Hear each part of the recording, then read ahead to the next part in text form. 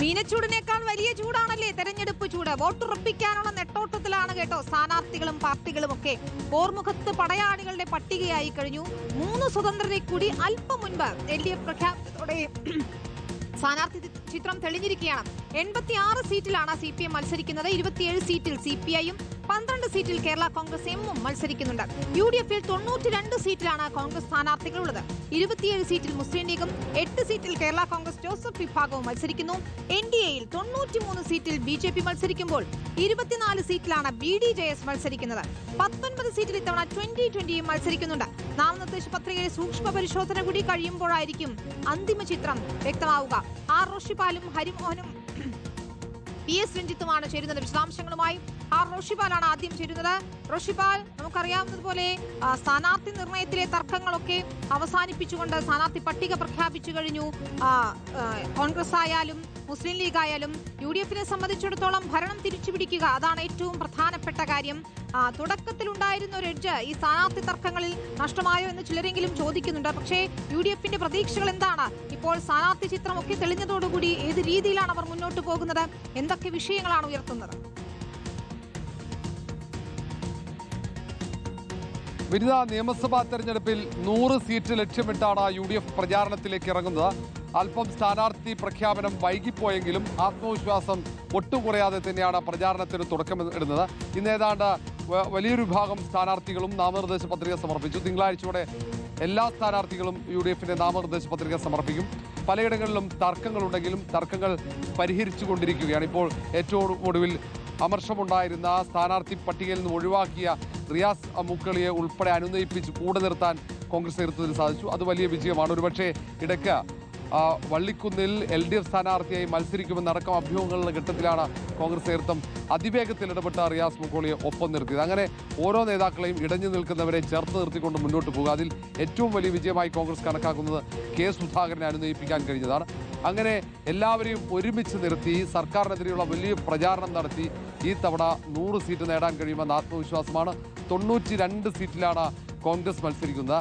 അതിനൊപ്പം തന്നെ കോൺഗ്രസ് സ്വതന്ത്ര സ്ഥാനാർത്ഥിയാക്കി മത്സരിക്കുന്നത് പ്രധാനമായും അത് തളിപ്പറമ്പിലും ഒപ്പം പയ്യന്നൂരിലുമാണ്. അതിൽ തർക്കങ്ങളുണ്ടെങ്കിൽ ആ തർക്കങ്ങൾ പരിഹരിക്കാൻ കഴിയും എന്ന കണക്കുകൂട്ടൽ തന്നെ. സമാനമായി അമ്പലപ്പുഴയിൽ അങ്ങനെ തുടങ്ങിയ സ്വതന്ത്ര സ്ഥാനാർത്ഥികൾ വേറെയുമുണ്ട്. മുസ്ലിം ലീഗ് 27 സീറ്റിൽ ഇത്തവണയും അങ്ങനെ മത്സരിക്കുന്നു. RMPക്ക് 1 സീറ്റാണ്, 2 സീറ്റ് അവർ ആവശ്യപ്പെട്ടിരുന്നു. പക്ഷേ 1 സീറ്റിൽ അവർ മത്സരിക്കുന്നു. ഏതായാലും ഈ തവണ തന്ത്രപരമായ നീക്കങ്ങളാണ് UDF നടത്തിയത്. പ്രത്യേകിച്ച് CPM-ൽ നിന്നും ഏറ്റവും പ്രധാനികളായ ജനസ്വീകാര്യതയുള്ള പ്രധാനപ്പെട്ട നേതാക്കളെ വിസ്മയങ്ങൾ ഇനിയും വേണോ എന്നാണ് പ്രതിപക്ഷ നേതാവ് അല്പം മുൻപ് പോലും ചോദിച്ചത്. റോഷിപാൽ,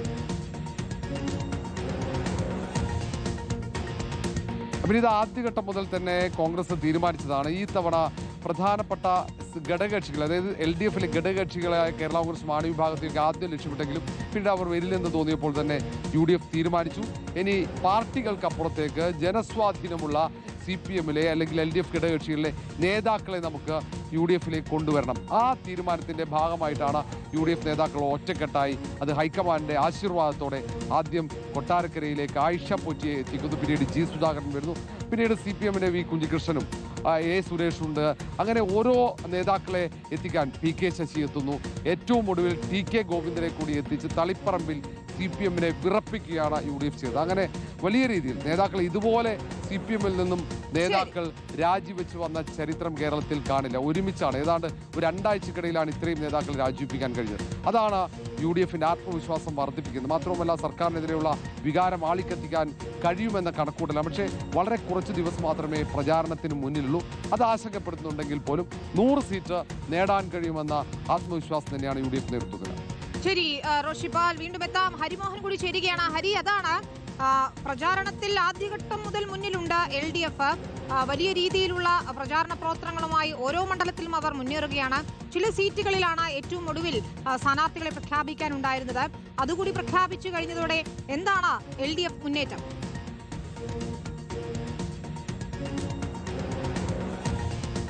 വിനിത, CPM സംബന്ധിച്ച് അല്ലെങ്കിൽ ഇടതു മുന്നണിയെ സംബന്ധിച്ച വളരെ പ്രധാനപ്പെട്ട കാര്യമായിരുന്നു സ്ഥാനാർത്ഥി നിർണയം എന്നുള്ളത്. UDF-ഉം BJP-യും ഇത് സംബന്ധിച്ച ചർച്ചകൾ നേരത്തെ തന്നെ തുടങ്ങിയിരുന്നെങ്കിലും ആദ്യം തന്നെ സ്ഥാനാർത്ഥി പ്രഖ്യാപനം നടത്താൻ കഴിഞ്ഞതിൽ മുന്നണിക്കുള്ളിലെ എല്ലാ ഘടകകക്ഷികൾക്കും ആശ്വാസമുണ്ട് എന്നുള്ള കാര്യമാണ്. ഏറ്റവും അവസാനം ഒരു 3 സീറ്റുകൾ വൈകി എന്നുള്ളത് മാറ്റി നിർത്തി കഴിഞ്ഞാൽ മറ്റു പ്രശ്നങ്ങളൊന്നും തന്നെ ഉണ്ടായിട്ടില്ല.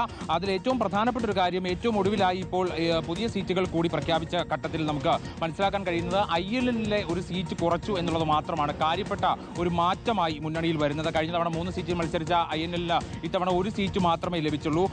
INL പിളർന്ന് രൂപീകരിച്ച നാഷണൽ ലീഗിന് ഒരു സീറ്റ് ഇത്തവണ വള്ളിക്കുന്ന് കൊടുക്കുകയും ചെയ്തു എന്നുള്ളത് മാത്രമാണ് കാര്യപ്പെട്ട ഒരു ഭേദഗതി ഇത്തവണ ഉണ്ടായിട്ടുള്ളത്. അതല്ലാത്ത പക്ഷം ഇടതുമുന്നണിയെ സംബന്ധിച്ച കാര്യമായിട്ടുള്ള പ്രചാരണം, ആദ്യഘട്ട പ്രചാരണം മറ്റെല്ലാവരെക്കാളും മുമ്പ് തുടങ്ങാൻ സാധിച്ചു. ഒരു എഡ്ജ് അവിടെ ഉണ്ടായിട്ടുണ്ട് എന്നുള്ള ഒരു വിലയിരുത്തൽ കൂടിയാണ് ഇത്തവണ ഉണ്ടായത്. പക്ഷേ ഇതിനകത്തുള്ളൊരു പ്രശ്നം, പാർട്ടി വിട്ട പ്രമുഖരായിട്ടുള്ള ആളുകളെ ആളുകൾ അവർ സ്വതന്ത്രരായി നിൽക്കുന്നു. അത് പല സീറ്റുകളിലും, അത് ഇടത് കോട്ടകളായിട്ടുള്ള പല മണ്ഡലങ്ങളിലും അത് ബാധിക്കുമോ എന്നുള്ള ആശങ്ക CPM നേതാക്കളിൽ ഒരു വിഭാഗമെങ്കിലും പങ്കുവെക്കുന്നുണ്ട്. അവരെ പാർട്ടിയിൽ ഉറപ്പിച്ചു നിർത്താൻ വേണ്ടി ഉള്ള ശ്രമങ്ങൾ വിജയിച്ചില്ല എന്നുള്ളതാണ് ഏറ്റവും പ്രധാനമായിട്ട് അവർ ചൂണ്ടിക്കാണിക്കുന്നത്. അതിൽ G. സുധാകരനുണ്ട്, PK ശശിയുണ്ട്, കുഞ്ഞികൃഷ്ണനുണ്ട്. അത്തരത്തിൽ ഐഷ പോറ്റി അടക്കമുള്ള നേതാക്കളെ പാർട്ടിയിൽ ഉറപ്പിച്ചു നിർത്താൻ സാധിച്ചില്ല. ഇതിൽ പലരും സ്വതന്ത്ര സ്ഥാനാർത്ഥികളായി നിൽക്കുന്നു. ചിലർ ഇതിൽ രാജേന്ദ്രനാകട്ടെ BJP-യിലേക്ക് ചേർന്ന് BJP സ്ഥാനാർത്ഥിയായി ഇത്തവണ നിൽക്കുന്നു എന്നുള്ളതാണ്. ഐഷ പോറ്റി UDF സ്ഥാനാർത്ഥിയാണ്.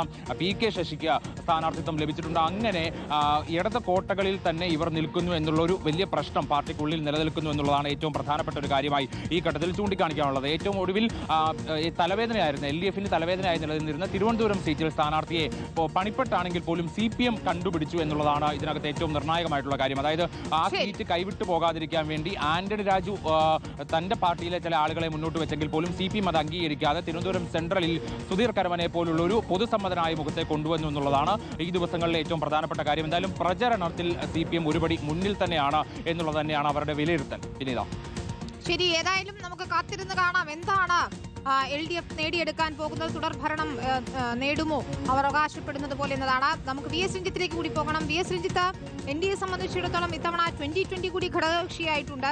സീറ്റ് വിഭജനം വന്നപ്പോൾ പല A ക്ലാസ് മണ്ഡലങ്ങളും BJP-യിൽ നിന്ന് മുതിർന്ന നേതാക്കൾ കണ്ണുവെച്ച പല മണ്ഡലങ്ങളും മാറിപ്പോയത് തർക്കങ്ങൾക്കും അതൃപ്തികൾക്കുമൊക്കെ ഇടയാക്കിയിരുന്നു. പക്ഷേ ഏറ്റവും ഒടുവിൽ സ്ഥാനാർത്ഥി ചിത്രം തെളിയുമ്പോൾ എന്താണ് BJP-യുടെ പ്രതീക്ഷകൾ?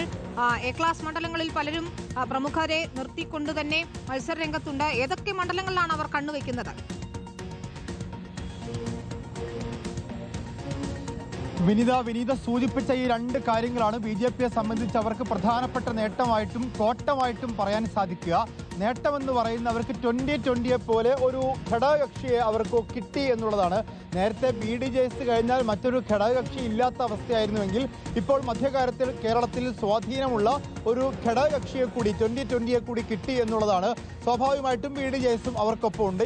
ഇത്തവണ അതേ ഘടകകക്ഷികൾ തന്നെ ചില തർക്കങ്ങൾ ഉണ്ടാക്കിയിട്ടുണ്ട്. കാരണം ഘടകകക്ഷികൾക്ക് ചില സീറ്റുകൾ കൊടുത്ത സമയത്ത് ഇപ്പോൾ 24 സീറ്റിൽ BDJS മത്സരിക്കുന്നു, 10-12 സീറ്റിൽ 2020 മത്സരിക്കുന്നു. സ്വാഭാവികമായിട്ടും ഘടകകക്ഷികൾക്ക് ചില A ക്ലാസ് മണ്ഡലങ്ങൾ വിട്ടുകൊടുക്കേണ്ടി വരും. ഇപ്പോൾ കൊടുങ്ങല്ലൂരും തൃപ്പൂണിത്തറയും 2020 കൊടുക്കുന്നു. സമാനമായി തന്നെ ഇപ്പോൾ കോന്നി പോലുള്ള റാന്നി പോലുള്ള മണ്ഡലങ്ങളൊക്കെ BDJS-ന് കൊടുക്കേണ്ടി വരുന്നു. അപ്പോൾ അതിലൊക്കെ തർക്കങ്ങളുണ്ടെങ്കിൽ കൂടി BJP-യെ സംബന്ധിച്ച് അവരുടെ മുന്നണി വിപുലീകരിക്കാൻ വേണ്ടി സാധിച്ചു എന്നുള്ളതും നല്ല സ്ഥാനാർത്ഥികളെ ഈ മുന്നണികൾക്കും കളത്തിലിറക്കാൻ സാധിച്ചു എന്നുള്ളതാണ് ഒന്നാമത്തെ നേട്ടം. അത് മധ്യ കേരളത്തിൽ ഉൾപ്പെടെ അവർക്ക് വലിയ മുന്നേറ്റം ഉണ്ടാക്കാൻ സഹായിക്കുമെന്നാണ് കരുതുന്നത്.